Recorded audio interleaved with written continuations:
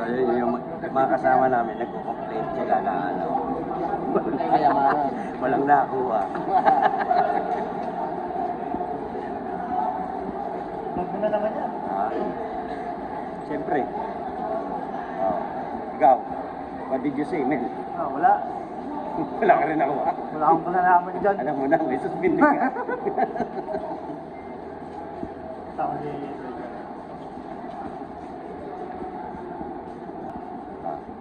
How about you, may Mr. MVP? Yung mga nagko-complain, mga suspendido kasi yata. Mr. Pitang, ano masasabi mo? Wala akong masabi kasi mga gwapo yung kasama masabi ko. kasi wala nakuha eh. Sobrang Kasi ano masasabi mo? May nakuha ka ba? Wala ka daw yung